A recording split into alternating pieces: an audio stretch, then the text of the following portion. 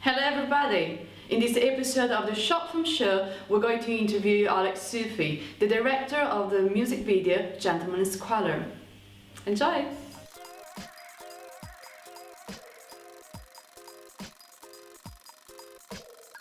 Hello. Hello, nice to meet you. Nice to meet you too.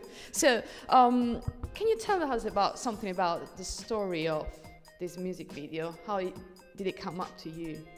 Well, the song is all about trust fund babies and them, can I swear, pissing in the ditch? Yes. Like basically throwing all their money away. And so I decided to take the idea a little bit literally and have kids as the trust fund babies. So one of my favorite films is Bugsy Malone, the musical feature by Alan Parker. So I thought it'd be really fun if we made kind of an homage to that and had all these kids going around in 1920s costumes. Is it really funny actually? Is it your first music video? Oh no, I've done quite a few of them. How did you manage with them? I mean, which is the difference between a music video and a short or a commercial? Because I've seen that you've done lots of these things. Yeah, I kind of shoot a bit of everything really. I've shot documentary, I've shot commercials, virals, short films, music videos, hybrid short films and music videos. But I suppose with a music video, the great fun is you've got a song, a track, and you've got to find a way of marrying up the images to that track. And I find that a really fun challenge. I mean, I studied music and I played the violin before, many yonks ago now, but I played the violin, and so I'm really into music, and we have a lot of musicians in the family. So it's kind of, for me, it's sort of my real passion. I love making music videos. It's a really nice creative outlet.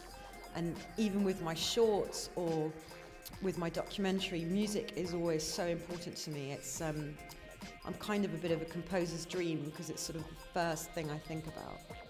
Is it the music the first things you think about, or lyrics, or both of them? Not really lyrics, it's music, because it gives you a rhythm to the style of shooting that you're going to go for. It gives a bit of rhythm to the kind of tempo, and I find it's a really great guide.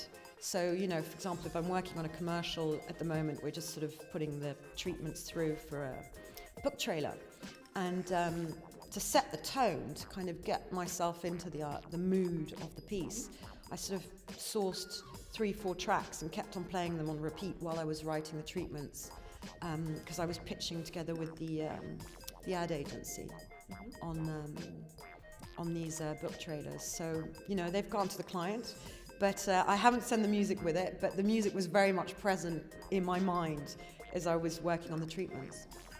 That's a great idea to start work on something. I mean, starting from the rhythm of the idea. Yeah. I think it just, you know, you have to find what works for you as a director. I mean, my way of working is going to be the wrong way of working for somebody else, isn't it? I mean, it's all pretty individual how you set about things. I mean, I'm somebody who works a lot with sound. You know, sound is always a major consideration for me. It's like the other character. If you have 2 characters in the room, for me, sound and music is a third character. But is it sound, music, and even the sound of actor's voice, or sounds in general? It's not really dialogue. It's more, for me, the way I work is more to do with sounds in general. So, like, for example, now we're in a really echoey room. I would think, you know, maybe that would work for, you know, a scene that was maybe a little bit sinister. You know, you quite like to have that sort of echo going on in the background. I mean, that's why I've got a real passion for music videos, because it's kind of an outlet for me, for all of that musical frustration I have inside me. So is it the first things you like, video music? Yeah, I really like, I love making music videos, and I just wish I could do them more often. I'd love also to branch out, because, I mean, with Gentleman in Squalor, it's kind of filthy swing or filthy jazz. It's all part of this new kind of movement at the moment, which is sort of retro 1920s music. You've got quite a big electro swing movement going on in London at the moment, and I'm really into that. I'd love to do something more upbeat. Hopefully, I'm going to shoot a video for a band called Jarmian that I shot a video for a couple of years ago called Bad Penny. That did quite well, and we're going to do another video now, and their song's being remixed at the moment, so it's going to have a electro beat behind it, which is going to be quite fun.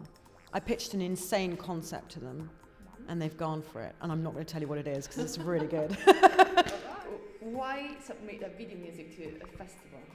I think, you know, it depends what kind of music video it is. If you've just got a music video where they sort of, I don't know, loads of dancers sort of shaking their booty in a room, and it's not really very exciting, is it? It's not very filmic for me anyway, and I don't think it's the sort of thing that would sit very easily with a film festival. But because Gentleman Squalor is very narrative and quite cinematic, in fact, the idea I had behind it was to create those scenes with the kids that they would look effectively like they'd been just taken out of a feature film.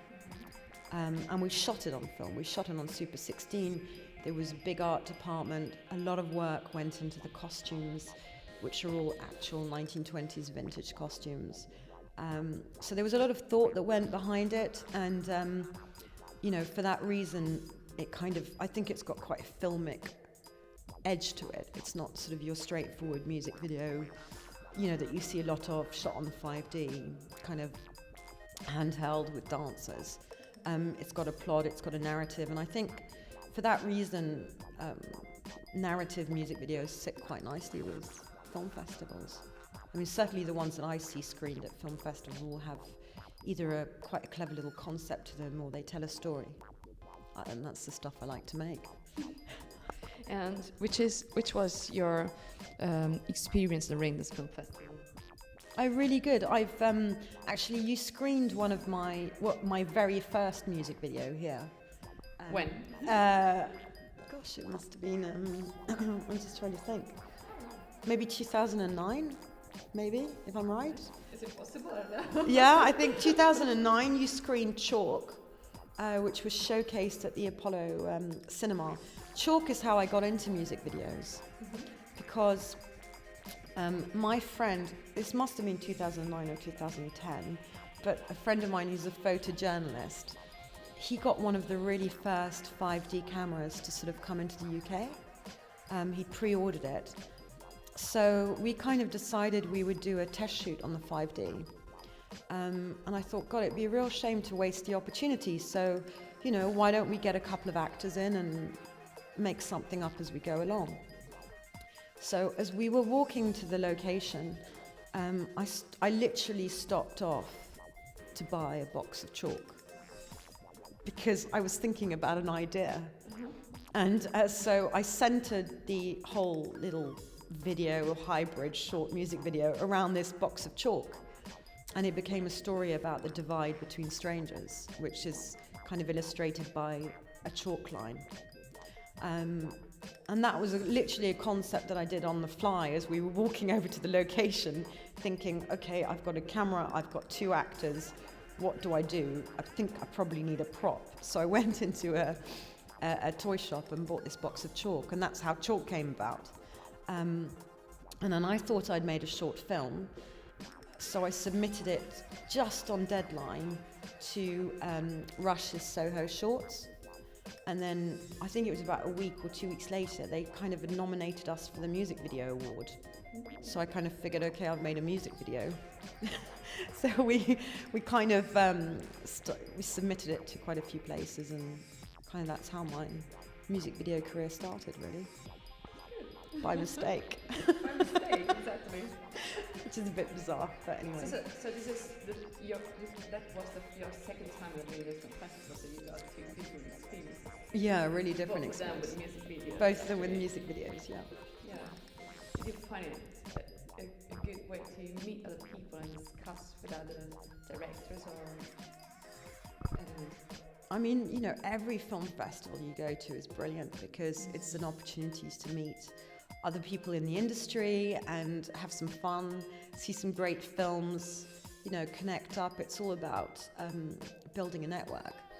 And if you go to a film festival and you've got something in the festival, then it's always brilliant. And, Raindance has always been great. I come to Raindance, even if I don't have a film in Raindance, because it's London-based. You get to meet lots of crew, you get to meet lots of actors, and you never know where that's going to lead to, really. So could be future collaborations. So, is there any kind of suggestion or advice that you can give to young directors or writers or musicians? Why not? I think the best advice you can give anyone is just keep going, because the thing about this industry, it's not an easy industry. The arts are not easy. You've got to battle budgets. You've got to battle for your creative ideas. I mean, especially, I've started basically making commercials when they were slashing budgets left, right and centre. And just as my showreel was really getting sort of quite tight and quite attractive to clients, the budgets were tumbling. So I think that, at that point I could have turned around and said, oh, well, what's the point? But there is always a point for me, and that's because I want to tell stories, I want to make films. And I really don't look down on commercials the way I know, some people do. I think actually commercials are fantastic to work on, because there's a huge challenge in creating a story or selling a product in a really short space of time. I mean, it's, you've got 30 seconds or 40 seconds to do this, and I think that is incredibly hard. It sounds easy because if you think of it in simple terms and go, okay, 40 seconds is nothing. Actually, I think it's harder than telling a story in 4 minutes, because you've got to be really draconian about your cuts. You've got to be really tight in terms of what you film and how you go about it. So I love making commercials for that reason. I love making music videos because of my love of music, and I love making fiction and telling stories. Do you write your own stories, your own scripts? I do. I'm not averse to working with other writers. I think I just haven't quite found, the collaboration that fits me yet. We've tried here or there. No other reason that it didn't quite gel. So, I've tried it a couple of times. Be very happy to sort of be open to that in future. But I think for anyone starting out, it's just, don't turn your nose up at things. Just get into it. I mean, at the end of the day, a director's a director is a director, I mean, it doesn't matter if you're directing theatre, documentary, feature films, short films, music videos, commercials. You're directing, and if that's the career that you want, then just go out and do it. And how do you work with actors? Yeah, I mean, do you work with music as well with them, or music came later on before, or is there any connection with them and music? Yeah, completely for me. I always have actors in my music videos. I mean, in Bad Penny, for example, we had a burlesque artiste called Ophelia Bitts. Basically, 4 days before we were going to shoot it, I googled bawdy wench. This is actually a true story, because I wanted like this buxom bawdy wench in the music video, because it's all sort of, it's very Dickensian, the music video. And she came up, and I emailed her, and she emailed me back. Or actually, she called me about 20 minutes later and said, God, I know Jamie, and I know this band. I've compared for them in the past, and I just had a quick look at your reel, and I'm totally up for it.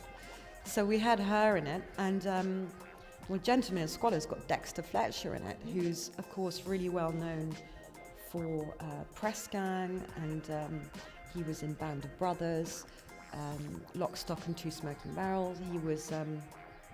He also played a character called Babyface when he was 6 years old in Bugsy Malone, which is why I wanted him to be in this music video, because I just love the character of Babyface.